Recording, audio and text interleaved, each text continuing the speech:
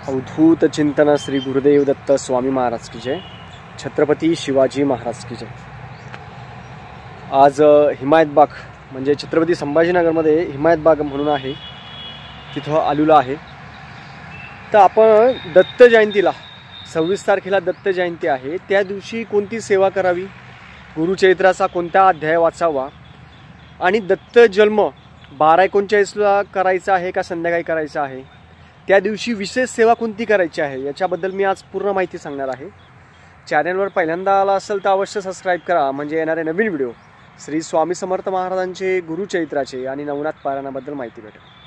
हिमायतबाग म्हणजे आमच्या छत्रपती संभाजीनगरमध्ये हिमायतबाग म्हणून आहे, तिथं आलेलो मी व्हिडिओ करायला। आणि दत्त जयंती, दत्त भगवान दत्तात्रेय यांच्याबद्दल काय बोलावं, म्हणजे सगळ्या गोष्टी जिथं संपता, करणी बाधा बाहेरची बाधा काही असो, जिथं माणूस थकतो, जिथं माणसाला काही समजत नाही, सगळं संपलं, तिथून दत्त महाराजांची लीला चालू होते। आणि खूप जण म्हणतात आमचं हे काम होत नाही, ते सगळ्या गोष्टी जिथं थांबत्या, अखंड ब्रह्मांडाचे नायक चालक पालक म्हणजे भगवान दत्तात्रेय, आणि यांचा जन्मदिवस आहे त्या दिवशी 26 डिसेंबर। त्या दिवशी उपास करायचा का? अवश्य करायचा उपास, कारण की दत्त महाराज आपल्यासाठी म्हणजे माझ्यासाठी तरी आई वडील बंधू सखा सर्वस्व आहे, म्हणून त्या दिवशी अवश्य उपास करावा। आणि ज्यांनी गुरुमंत्र घेतलेला आहे त्यांनी तर अवश्य दत्त महाराजांचा उपास करावा। 26 तारीख म्हणजे दत्त भक्तांसाठी ती एक मोठी पर्वणी आहे। आणि त्या दिवशी 26 तारखेला आपण सगळ्यात अगोदर 12:39, काही ठिकाणी 12:39ला जन्म होत असतो, काही ठिकाणी 6 वाजता जन्म होत असतो। आपल्याला त्या गोष्टीमध्ये पडायचं नाही, तुम्ही किती वेळा जन्म करा, कारण की दत्त महाराज म्हणजे जेवढे प्रेमळ आहे तेवढे शिस्तप्रिय आहे आणि जेवढे रागपण आहे। म्हणून दत्त महाराजांची सेवा करताना आपण जर शिस्तीत राहिलो तर महाराजांच्या जवळ राहू शकतो। आणि महाराज कसे करत असतात, महाराजांचं लक्ष असतं। म्हणून दत्त जयंती दिवशी 26 तारखेला त्या दिवशी उपास करावा। हा उपास एकादशी सारखा असतो। एकादशी सारखा म्हणजे काय की संध्याकाळी उपास सुटत नाही, तो दुसऱ्या दिवशी सुटतो। त्या दिवशी सगळ्यात अगोदर आपल्या घरामध्ये भगवान दत्तात्रेयांची मूर्ती असेल, नाहीतर भगवान श्री स्वामी समर्थ महाराजांची मूर्ती असेल, मूर्ती जरी नसेल तर फोटो असेल, त्याचा पहिले अभिषेक करावा, पंचामृतने अभिषेक करावा। अभिषेक करताना तुम्ही श्री सूक्त, पुरुष सूक्त ह्या गोष्टी म्हणू शकता। दत्त महाराजांचा छानपैकी अभिषेक करायचा। अभिषेक केल्यानंतर तुम्ही 12:39ला काही केंद्रामध्ये याच्यामध्ये 12:39ला दत्त महाराजांचा जन्म होत असतो आणि दत्त मंदिरामध्ये संध्याकाळी 6 वाजता जन्म होत असतो। तर तुम्ही दोन्ही ठिकाणी जा, माझं वैयक्तिक असं मत आहे की तुम्ही दोन्ही ठिकाणी जा, कारण की जिथे दत्त महाराज आहे तिथे दत्त भक्तांनी जायलाच पाहिजे। जन्म काही प्रॉब्लेम नाही, 12:39ला होत असेल तेव्हा जा, आणि संध्याकाळी 6 वाजता आपल्या दत्त मंदिरात जा, तिथे दत्त महाराजांना जन्म होत असतो। तेव्हा जे घरी गुरुचरित्र पारायण करायला बसलेले आहे त्यांनी गुरुचरित्रातला 4था अध्याय वाचावा, दत्त जन्मकथा। त्या दिवशी दत्त जयंती आहे 26 तारखेला, त्या दिवशी गुरुचरित्राचा अध्याय वाचावा, 4था अध्याय वाचावा। आणि 12:39ला जे जातील केंद्रामध्ये तिथं तर 4था अध्याय वाचला जाईल, तो अध्याय श्रवण करा। आणि तिथं जायच्यास प्रसाद काय घेऊन जायचा महाराजांना, त्या दिवशी तुम्ही खडी साखर घेऊन जाऊ शकता, खारे शेंगदाणे घेऊन जाऊ शकता। आणि त्या दिवशी तुम्ही संक्षिप्त गुरुचरित्र आहे ते संक्षिप्त गुरुचरित्र वाचू शकता। संक्षिप्त गुरुचरित्र वाचा, गुरुचरित्रातला अध्याय 14वा वाचा, गुरुचरित्राचा अध्याय 18वा वाचा।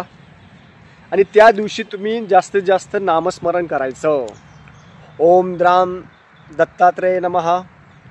जेवढं तुम्हाला नामस्मरण करता येईल तेवढं तुम्ही 26 तारखेला नामस्मरण करावं, कारण की दत्त महाराज हे परम दयाळू आहे आणि त्यांची त्या दिवशी जयंती असते। त्या दिवशी जर तुम्ही स्वामीचरित्र असेल स्वामीचरित्र वाचू शकता, गुरुचरित्राचा 14वा अध्याय 18वा अध्याय संक्षिप्त गुरुचरित्र वाचू शकता।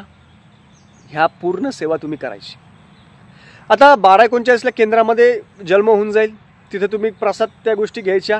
घरी आल्यानंतर तुम्ही घरी काय सेवा करायची, घरी आम्ही काय घरी सेवा करतो, आम्ही घरी दत्त जन्मोत्सव करतो. कसा करतो, घरी पण सेम 4था अध्याय वाचावा, दत्तांची पंचपदी असेल ते करावी, दत्तांचा पाळणा घ्यावा. काही जण पाळणा घेता, काही जण नाही घेत. याच्यामध्ये पण खूप डिफरंट आहे, म्हणून त्या गोष्टी मी सांगत नाही. तुम्ही दत्तांचा पाळणा काही जण घेता, काही मंदिरामध्ये घेता, ती प्रत्येकाची परंपरा आहे.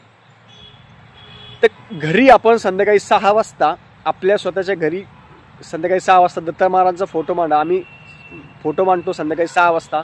दत्तांची पंचपदी घेतो, दत्त महाराजांची आरती घेतो, दत्त महाराजांना नैवेद्य दाखवतो आणि जी सेवा आहे ती सेवा त्यांना समर्पण करतो.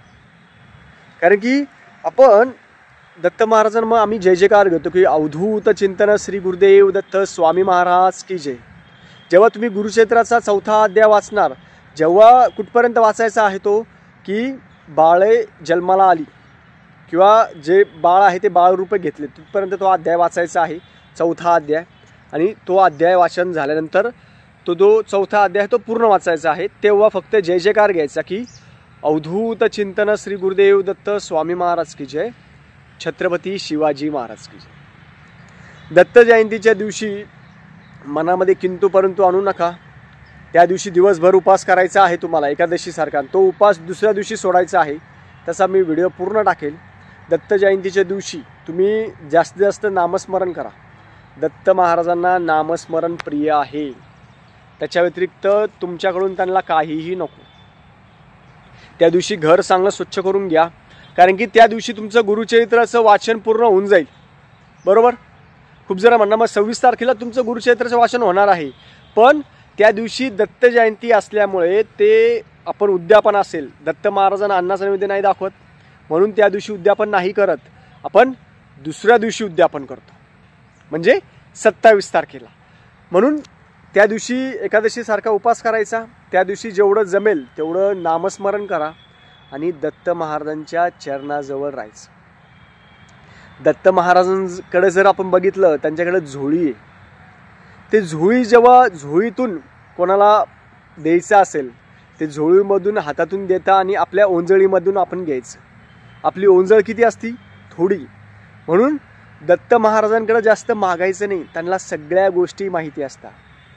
तुम्ही कसे आहात, तुम्ही काय करता, कुठं असता, सगळं दत्त महाराजांना माहिती असतं.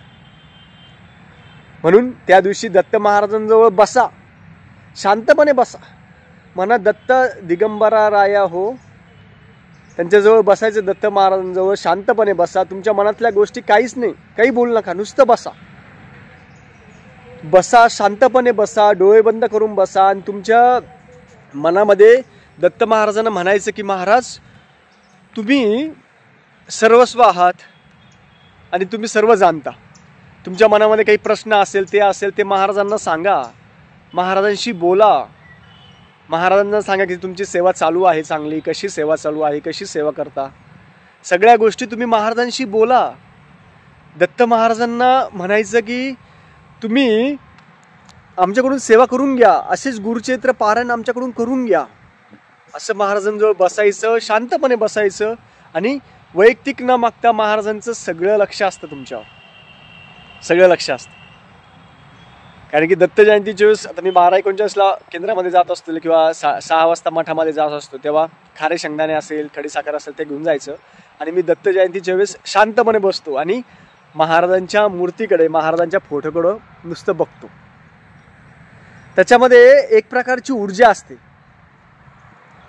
कारण की दत्त महाराज हे एंड आहे. म्हणजे कोणाची भौतिक अभौतिक, बाहेरची बाधा, करणी बाधा, काहीही असेल, कोणताही प्रॉब्लेम असेल, सगळ्यात शेवट आहे.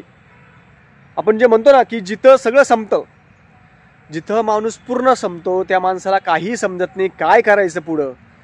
तुम्ही जर दत्त महाराजांना शरण गेलात तर तुमचे सगळे कामं होत असतात आणि तुम्ही खूप भाग्यवान आहात जे दत्त महाराजांची सेवा करता. तुम्हाला दुसरीकडे कुठं भटकायची गरज नाही ना, कारण की महाराजच सर्वस्व आहे.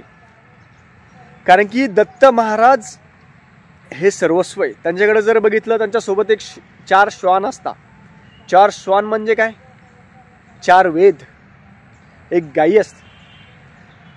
आता गायी याचा अर्थ काय आहे की आपण क्षमा, शांती, न क्रोधेच न मत्सर आहे. म्हणजे आपल्याला क्रोध पण नाही यायला पाहिजे, मत्सर पण नाही यायला पाहिजे, आपण आपलं शांत राहायला पाहिजे. पण दत्त महाराज कडक शिस्तीचे पण आहे. दत्त महाराजांना शिस्त खूप प्रिय आहे. तुम्ही जर शिस्तमध्ये व्यवस्थित राहिला तर महाराजांच्या जवळ राहणार. त्या दिवशी जास्तीत जास्त तुम्ही संक्षिप्त गुरुचरित्र पारायण करा. त्या दिवशी गुरुचरित्राचा 14वा अध्याय वाचा, गुरुचरित्राचा 18वा अध्याय वाचा, गुरुचरित्र वाचू शकता, मनातल्या मनात जप करू शकता. आणि मठ असेल, केंद्र असेल, मंदिर असेल, तिथं साफसफाई करू शकता. चप्पल स्टँड असेल, साफसफाई करा, जेवढी साफसफाई करता येईल. कारण की 7 दिवसाची जी साफसफाई ते त्या दिवशी तुम्ही साफसफाई करू शकता. तेवढं मन तुम्ही शांत ठेवून सेवा करू शकता. तुम्ही घरी 6 वाजता दत्त जयंती तुम्हाला करायची असेल तुम्ही तुमचे करू शकता. आता हे मी माझं वैयक्तिक सांगतोय. आता खूप जण काय करता, मी अशा गोष्टी सांगितल्या ते कोणाला विचारता असं करायचं का तसं करायचं. मी माझं वैयक्तिक सांगतोय. तुम्हाला पटलं तर तुम्ही करा, नाही तर याला विचारा किंवा त्याला विचारा, त्या गोष्टी करू नका. ही माझी सेवा आहे आणि ह्या गोष्टी मी स्वतः करतो, म्हणून तुम्ही तुमचं स्वतः करा आणि इतरांना विचारू नका. हे स्पष्ट मत आहे माझं. म्हणून दत्त जयंती 26 तारखेला अवश्य आपण एवढी मनापासून सेवा करा जी दत्त महाराजांच्या चरणी आपली सेवा रुजू होईल आणि मन आपलं शांत होईल. झालेली सेवा मी महाराजांच्या चरणी रुजू करतो. श्री स्वामी